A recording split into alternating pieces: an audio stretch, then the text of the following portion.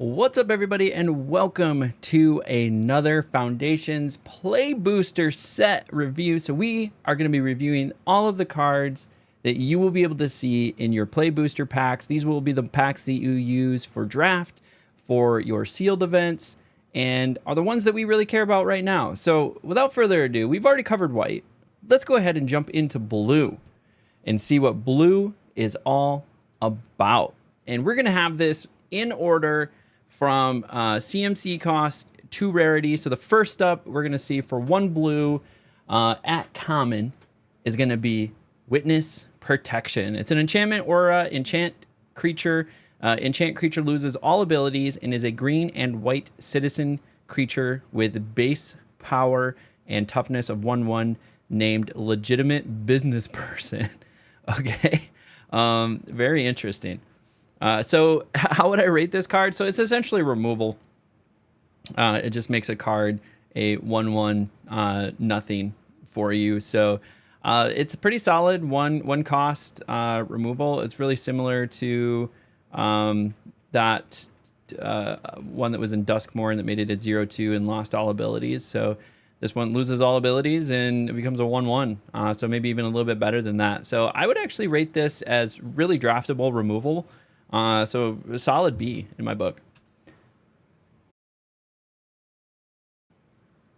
Had a quick cough there. Next up is Fleeting Distraction for one blue. Instant target creature gets -1 and -0 until end of turn, and you draw a card. So it's essentially a draw card for one. Pretty solid, I would say. So let's rate that like a C plus, B minus.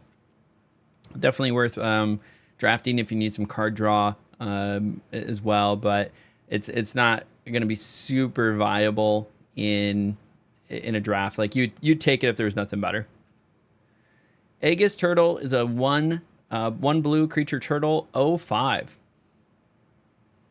It's actually a solid body. Just a 1 mana 0/5. I mean, I like it. I would draft it in blue. For what that's worth. C plus, B minus. Yeah. Strix Lookout. It's one colorless, one blue. I love that it is an owl with glasses here. Creature, bird, 1/2, flying and vigilance. And then you can pay one blue, or one colorless, one blue, tap it, draw a card, then discard a card. So it can help you cycle through your hand, cycle through your library. So the fact that it's not like a 2/2 for 2, it's a 1/2 for 2, but then it gets the flying and vigilance. I think it puts it up to like a solid C plus, and then you get the extra card cycling out of it. I would rate it as a B minus. Runaway Together is one colorless, one blue, instant. Choose target creatures controlled by different players. Return those creatures to their owner's hand. Wasn't there a card in Bloomburrow that did that? It was like an otter card. It was a blue card. I forget what it was called. But yeah, it's decent removal. So you can select one of your creatures and one of their creatures and just bounce them back to the hand for 2. So you could get some really interesting things to do with your own deck. So if you have ETB triggers that you want to take advantage of, and then you pull a card off the board, put it back down. Plus, it gets maybe one of their harder to cast creatures off of the board as well. So I would rate this as a solid B minus. Maybe it was called Runaway Together. I can't remember, but it was in Bloomburrow. Elementalist Adept, one colorless, one blue, is a creature, human wizard. It's a 2/1 flash and prowess. I mean, I like it. You can flash it in on their end step, and then next turn, cast a bunch of spells and attack with it. You can also just flash it in to block and potentially flash it in, and then cast another instant, making it like a 3/2. So you can definitely do some tricks with this. So I would say a B minus, C plus, B minus area. Think Twice. One colorless, one blue. It's an instant. Draw a card. It also has flashback on it. So 2 mana, draw a card. 3 mana, draw a card. So 1 card getting you 2 card draws. I would say pretty solid, B minus. to B. Mocking Sprite is a 2 colorless, 1 blue creature fairy rogue. It's a 2/1. Flying instant and sorcery spells you cast cost 1 less. So anything to help. So this is the thing. Like, if you are running a lot of sorcery and instant spells, this could definitely be advantageous. I think this would play a little bit better in Constructed, but even in Constructed, it's a little expensive. I mean, it's about the same price as, well, it is the same price as the Haughty Djinn, but the Haughty Djinn gets greater attack power and already has greater toughness. And gives everything, 1 less. So it's just getting beat out by a bunch of stuff. Like, it's a solid concept. I think this is a perfect example of power creep, where the game has kind of left some of the older design cards behind. And even though the set was trying to bring back some of the easier to understand older design cards, I completely understand. So I would have to go like a C- on this. If you have a lot of sorcery and instant spells to cast in a draft deck, maybe this could go higher, but yeah, it would actually probably closer to like a D+, C- territory. Your Erudite Wizard, 2 colorless, 1 blue creature human wizard, 2/3. Whenever you draw your second card each turn, put a 1/1 counter on this creature. So this could get out of hand. So if you're out there with your card draw decks, this could definitely do some stuff for you. So I would say this is in the C+, B- territory. Refute. I do believe this is a reprint. This is a 1 colorless, 2 white, or 2 blue. 1 colorless, 2 blue. Instant. A counter target spell. Draw a card, then discard a card. I said no. So this is... It's just a straight up counter spell for 3. I don't hate it. Plus you get to draw a card, discard a card. I think you're going to see some play in Standard with this, for sure. But as far as in Draft, it is solid. It's better than... Like, the straight up counter spells, I think, are the best in Draft if you're going to do it. And then it gives you a little card recursion. So B- territory. Uncharted Voyage, 3 colorless, 1 blue is an instant. Target creature's owner puts it on their choice of the top or bottom of their library. They could have cleaned that language up. You could have been target creature, comma, owner puts it on their choice of the top or bottom of their library. Surveil 1. So it's a removal for 4 and it's a surveil, but it's kind of expensive. So I would put it in like the C-, D+ territory.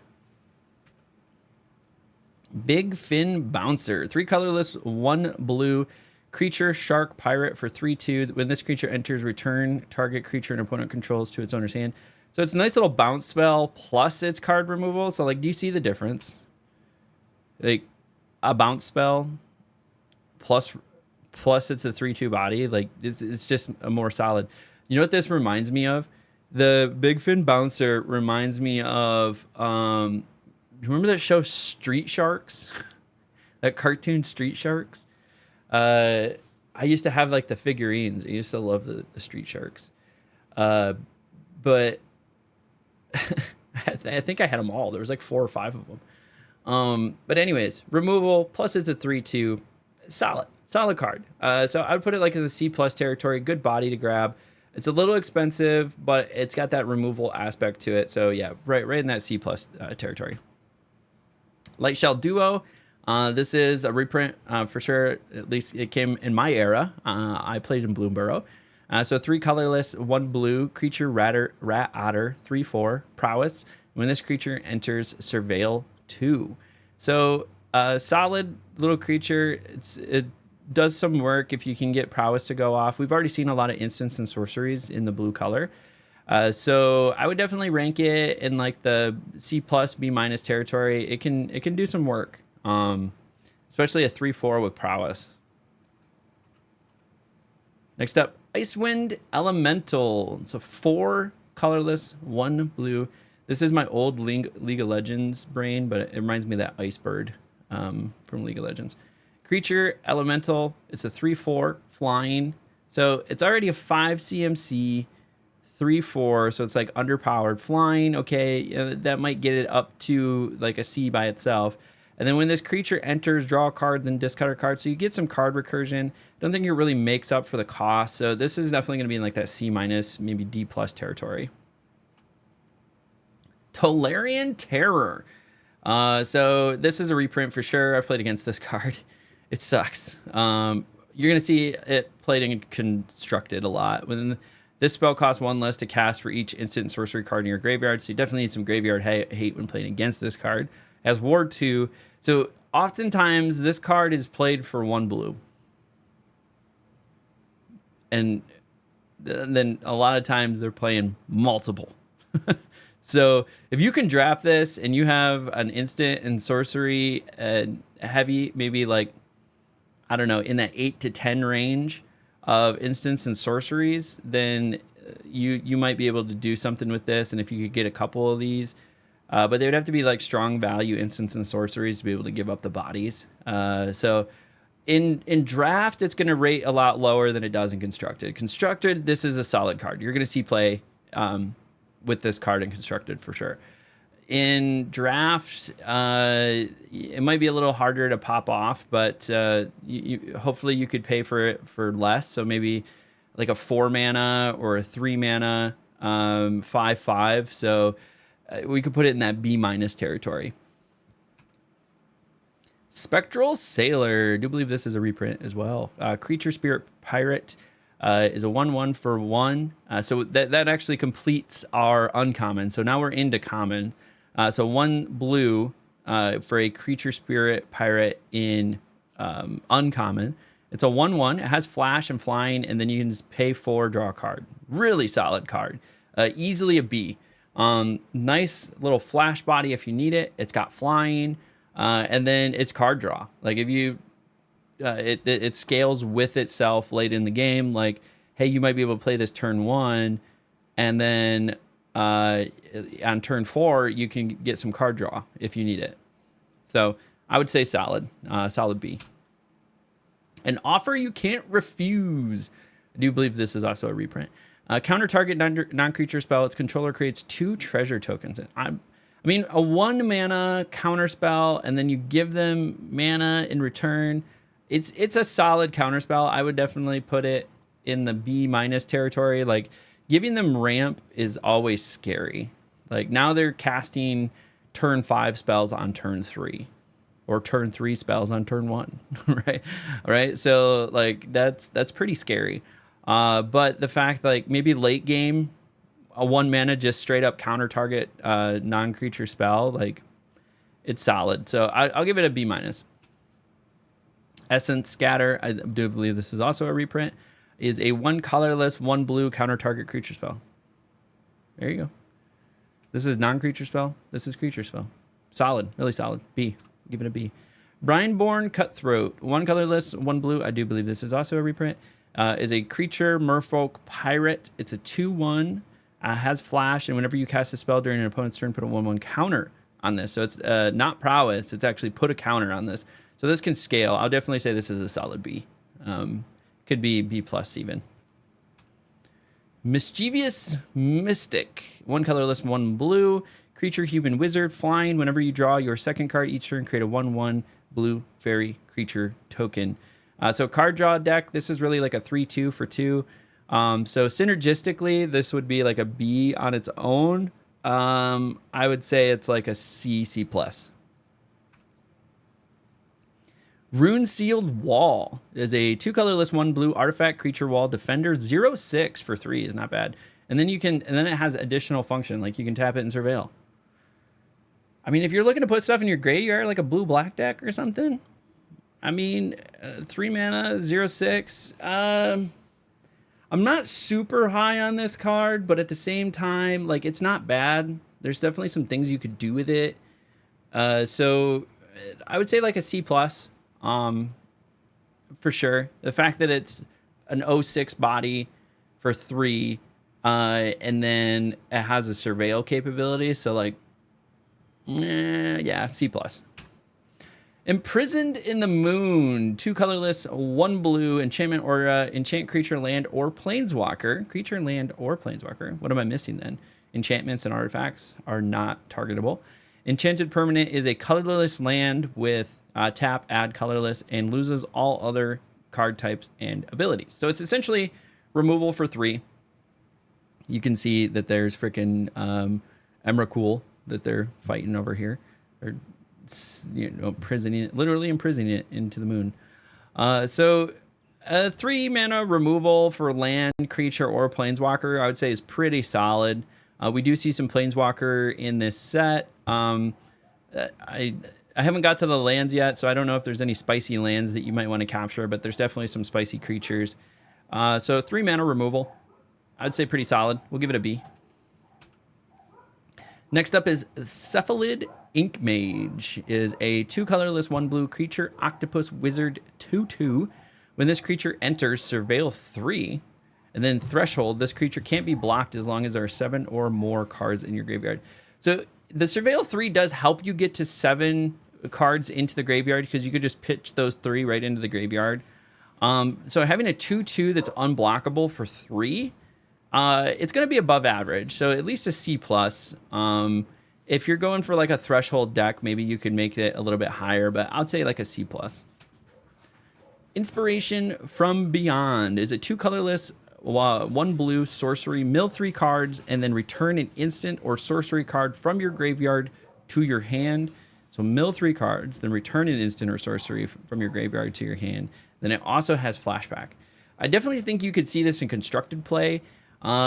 In draft, I'm going to have a hard time taking it unless you have some sort of recursion, like a black, like a threshold deck, or you have like a black, blue deck where you're trying to do some like graveyard recursion or something like that. So I'm not rating this too highly. I would put this as like a C. Feybloom Trick is 2 colorless, 1 blue, instant, create 2 1/1 fairy creature tokens with flying. When you do, tap target creature an opponent controls. So you can tap down a creature, plus get 2 creatures of your own, by your turn. I would say it's a solid like C+. Aetherize or Aetherize? Aether. 3 colorless, 1 blue, instant, return all attacking creatures to their owner hand. That's just funny. Especially if they have a lot of tokens. They attack with a bunch of tokens. You can just whoop, whoop, and they're gone. Whoop, whoop, all gone. But then at the same time, another funny instance with that is, say they have like a handful of creatures on the board, and they go to attack with them, and they have a full hand. Now they have 12 cards in hand to deal with. So there's some funny things that you can do with it. Am I going to take it highly in draft? It's 4 CMC return. It's like we had the split up before that was destroy all tapped creatures, which was a sorcery. So this is at least an instant. And split up was kind of mixed reviews in Duskmourn. So that being said, I don't know, C+. C+ territory for me. Micromancer is a 3 colorless, 1 blue creature human wizard 3/3. When this creature enters, you may search your library for an instant or sorcery card with mana value 1, reveal it, put it in your hand, and then shuffle. Nice little 3/3 body for 4, which is a little underrated, but then you can go get another card, potentially a counter spell or something like that. So that we saw some of those 1 mana counter spells. So I would say it's probably going to stay in that C+ territory. Clinkquaint Sky Mage. That's a weird word. Clinkquaint. 3 colorless, 1 blue creature bird wizard 1/1. Flying. Whenever you draw a card, put a 1/1 counter on this. So it's just whenever. So it's essentially like Ledger Shredder all over again. Except I think Ledger Shredder comes out as a 1/3. And then it's whenever you draw a card, it's not draw your second card. So this counts as your first card every turn. So every turn it's getting bigger. This is solid, especially synergistically. This could be like a B+. On its own, it's still a B-. Solid card. Skyship Buccaneer. Three colorless, two blue, creature, human, pirate, flying, and it has raid. When this creature enters, if you attack this turn, draw a card. So if you play this in your second main, you get to draw a card, and it's a 4/3 with flying.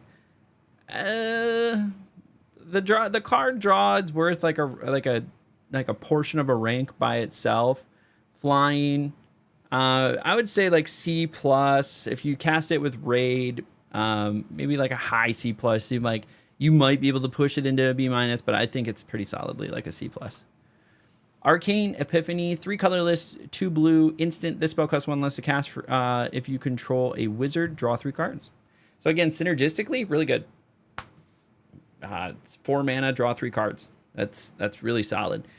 If you don't have a wizard, now it's 5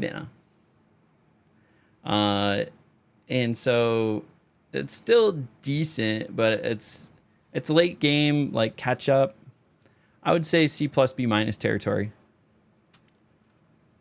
Self-Reflection, 4 colorless, 2 blue, sorcery. Create a token that's a copy of a target creature you control, and it also has flashback for cheaper. So this is pretty awesome. Say you have an absolute bomb on the table, you can copy it for 6, and then you can also flashback for 4. So you could do it again, which is really nice. I would definitely say this is like a B plus. It's a bit expensive, but it can do some really interesting things. Maybe an A minus. Actually, I would put it A minus territory for sure. The Grappling Kraken, 4 colorless, 2 blue, has landfall. Whenever a land you control enters, tap target creature an opponent controls and put a stun counter on it. Like, you're barely ever going to get this for the landfall trigger. It's slightly below average just in stats alone. 6 CMC for a 5/6, and it's just such a late game. Like, how much more land are you playing? So this would be good if you could cheat it onto the field. So like somehow get it into the graveyard and then pull it out of the graveyard onto the board early, and then take advantage of some of the landfalls and stun some stuff. On its own, I would say it's probably like a C minus. The Drake Hatcher, it's 1 colorless, 1 blue, and is our first rare card in the set that we're going to review. And that's it's a creature, human, wizard. It's a 1/3, and it has vigilance and prowess. And then whenever this creature deals combat damage to a player, put that many incubation counters on it. Remove 3 incubation counters from this creature. Create a 2/2 blue Drake creature token with flying. So if you can get this out for cheap, buff it up to like 3, you can then just remove counters and then get a 2/2. So this is pretty good. I would say solid B, B plus. Kiora, the Rising Tide, 2 blue or 2 colorless, 1 blue, legendary creature, Merfolk Noble for 3/2. When it enters, draw 2 cards, then discard 2 cards. If you have Threshold, Kiora attacks if there are 7 or more cards in your graveyard. You may create a Scion of the Deep, a legendary 8/8 blue octopus creature token. So this is pretty cool. It helps you get cards into your graveyard if you have Threshold. Just by it attacking, it doesn't need to successfully contact or make damage. It's getting an 8/8 out on the board. That's solid. That's solid. So I would go ahead and give this like a B, B plus. Especially if you have Threshold. If you don't have Threshold, it's like a B minus. Actually, if you don't have Threshold, yeah, C plus, B minus. If you do have Threshold, like B plus, solid. Lunar Insight, 2 colorless, 1 blue, sorcery.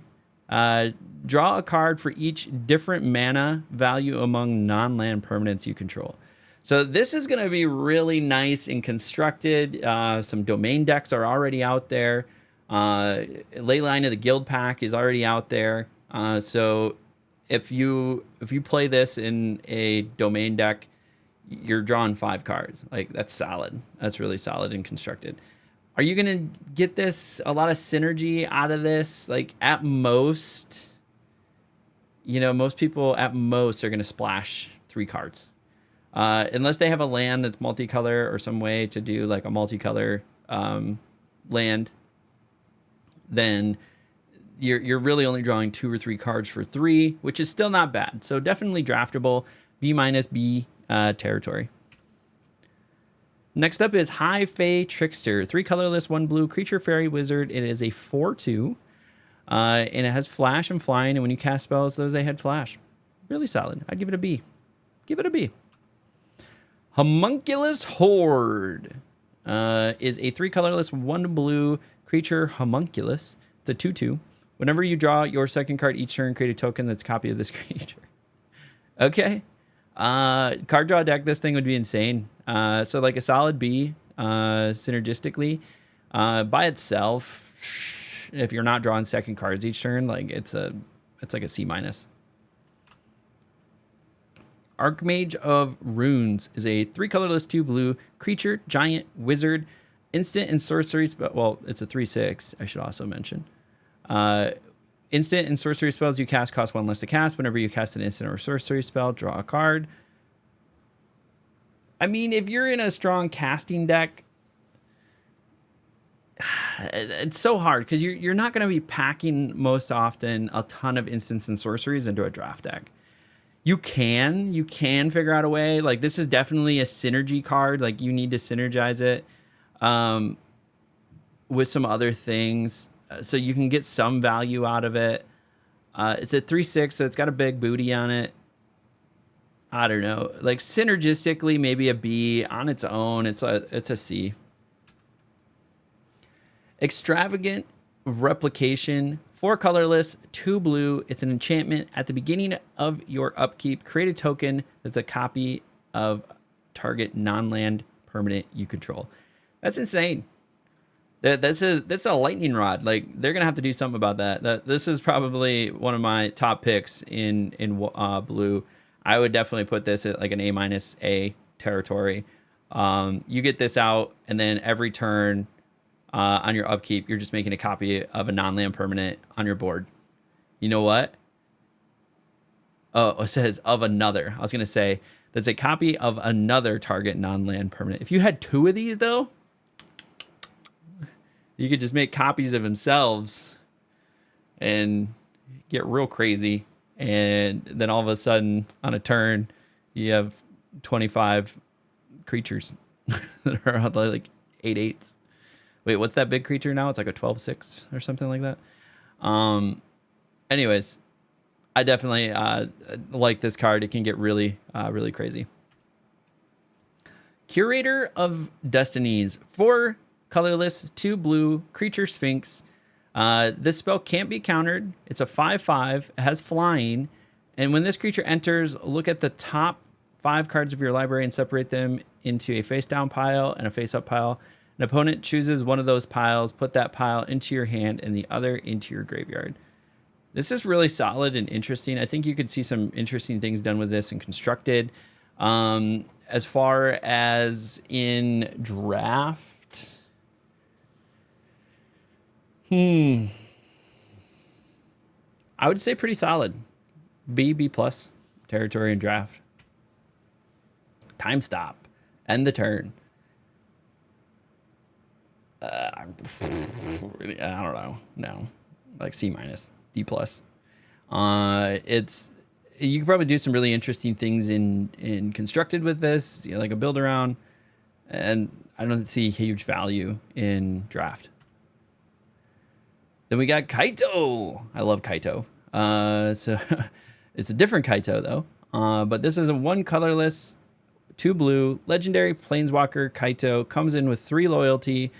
Whenever a creature you control deals combat damage to a player, put a loyalty counter on Kaito. So you can get crazy real quick.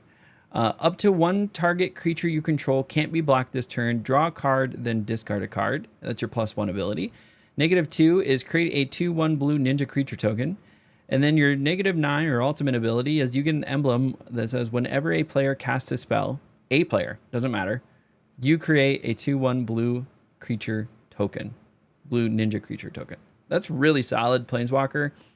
At the very least, you're going to get it to come in, draw a card, discard a card, and then maybe sneak a creature through, and then it will, up to 1 target creature. It has no value. So like you could just put this on like a 9/9 and then just swing that through. It does damage. You got the +1 loyalty, from +1ing it, and then you get a +1 loyalty from it doing damage. So now it's a 5. A 5 loyalty on this thing. So depending on how many times you can get that, like I see you being able to get to 9 pretty quickly on this card. So I'm pretty high on this card. I'd say like A-. It's pretty high. That's pretty sweet. Sphinx of the Forgotten Lore is a 2 colorless, 2 blue creature Sphinx, 3/3 for 4. Interesting. And flying. So flash and flying, and it's a 3/3. Okay, so we're putting it up there in like the C+B- territory on those facts alone. Now, what else can it do? Whenever this creature attacks, target instant or sorcery in your graveyard gains flashback until end of turn. The flashback cost is equal to the card's mana cost. That's pretty sweet. If you're, I'm gonna say you're gonna see more uses out of it in constructed, but you can definitely get some use out of it in draft as well. So I'm gonna put it in like the B+ territory. Oh, Omniscience. I know this freaking card is a reprint. You may cast spells from your hand without paying their mana cost. I've gotten wrecked by this card. This card is really good in constructed. It's a top card in constructed. So keep that in mind. In your hand without paying their mana cost. If you can get this out, this is 10 mana. So maybe if you can cheat it out, like I don't know if I've seen a card yet where you can cheat it out onto the battlefield. So in draft, I think this is going to be a little bit harder. Like synergistically, this card's great. Like this is an A card all day synergistically. But if you can't build a synergy around this, then like this card is really hard to cast. It's super expensive. So we're in like the C-, D+ territory for draft. Maybe even a D for draft. If you can't build anything around this. If you can't build anything around this, like don't grab it. But in constructed, it's definitely going to be good.